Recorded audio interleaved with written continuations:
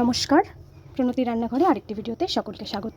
চলুন আজকে বানাবো আলু বেগুন দিয়ে রুই পোস্ত। তার জন্য কেটে নিয়েছি আলু, এখানে বেশ লম্বা লম্বা করে বেগুন, কিছুটা টমেটো, পেঁয়াজ, আর এখানে কাঁচা লঙ্কা দিয়ে বেটে নিয়েছি পোস্তটাকে।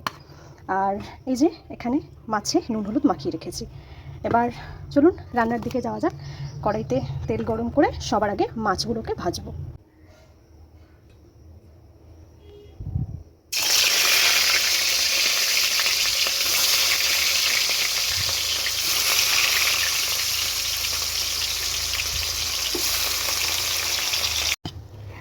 তো সমস্ত মাছ ভাজা আমার হয়ে গেছে এখানে।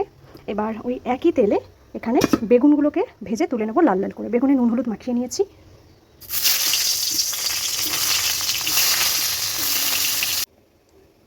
সমস্ত বেগুন ভেজে তুলে নিয়েছি।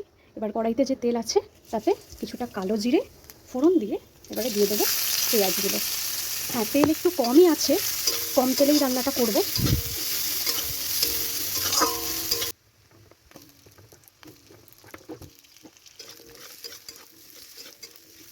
পেঁয়াজের সঙ্গে যখন আলুটা এইভাবে ভাজা হয়ে আসবে তখন তার মধ্যে অ্যাড করব সামান্য পরিমাণে হলুদ আর লঙ্কার গুঁড়ো।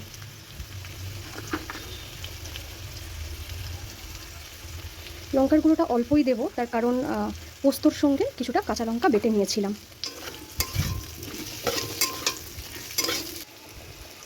দিয়ে দেব পরিমাণ মতো লবণ।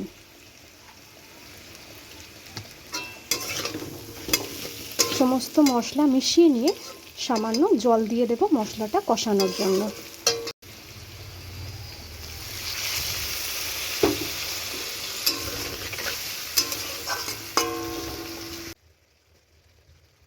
দিয়ে দেব এবারে কেটে রাখা টমেটো কুচিগুলো।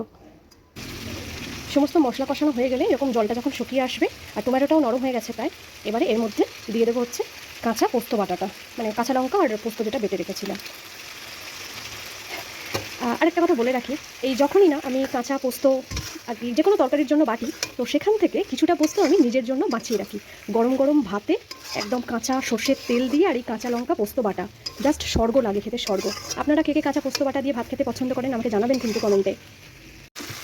পোস্তটা দেওয়ার পর খুব বেশি নাড়াচাড়া করবো না, হালকা একটু নেড়ে ছেড়ে যখন এরকম তেল ছাড়বে আর কি, তখন দিয়ে দেবো এর মধ্যে পরিমাণ মতো জল, মানে ঝোল যতটা রাখবো সেই পরিমাণে জল দিয়ে সমস্তটাকে খুব ভালো করে ফুটিয়ে নেব।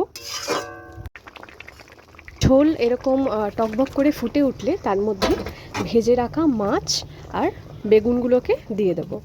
সমস্ত কিছু দিয়ে খুব ভালোভাবে আরও কিছুক্ষণ ফোটাবো।